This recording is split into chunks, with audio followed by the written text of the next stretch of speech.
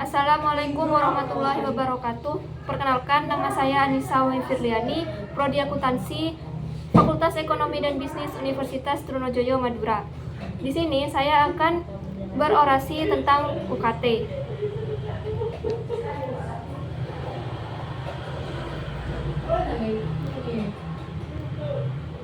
Pendidikan adalah hak dasar setiap manusia. Pendidikan merupakan kunci untuk membuka pintu masa depan yang cerah, meningkatkan kualitas hidup, serta mendorong kemajuan bangsa.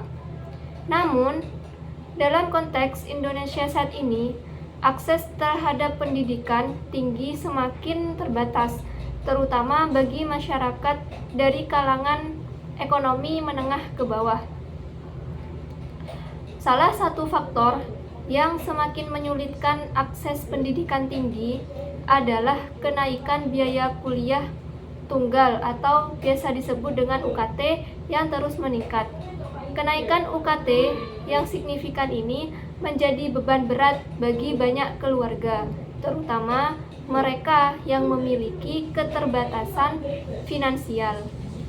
Akibatnya, banyak anak muda yang berpotensi menjadi generasi penerus bangsa harus mengubur impiannya untuk melanjutkan studi ke perguruan tinggi. Selain itu, faktor yang memicu kenaikan biaya kuliah tunggal ini di Indonesia sangat beragam. Di antaranya adalah biaya operasional yang meningkat bagi perguruan tinggi, peningkatan gaji dosen dan staf, serta investasi dalam infrastruktur dan teknologi pendidikan.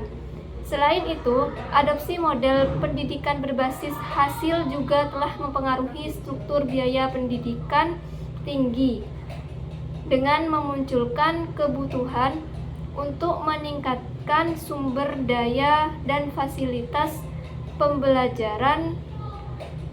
Dampak dari kenaikan biaya kuliah tunggal ini sangat signifikan. Mereka dapat mempersempit akses pendidikan tinggi bagi mahasiswa dari latar belakang ekonomi menengah ke bawah, memperkuat ketidaksetaraan sosial, dan menghambat mobilitas sosial. Bagi banyak mahasiswa, kenaikan biaya kuliah ini juga memperkuat beban finansial mereka, memaksa mereka untuk mencari sumber pendanaan tambahan atau bahkan meninggalkan studi mereka.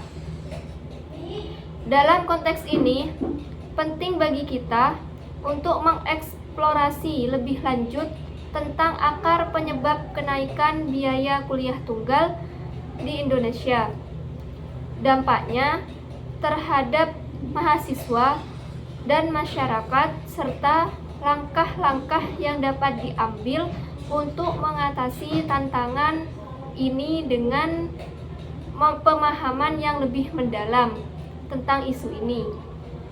Kita dapat mencari solusi yang lebih inklusif dan berkelanjutan untuk memastikan bahwa pendidikan tinggi tetap dapat diakses oleh semua lapisan masyarakat di Indonesia. Dari sisi sosial, kenaikan UKT yang tinggi dapat memperlebar kesenjangan sosial.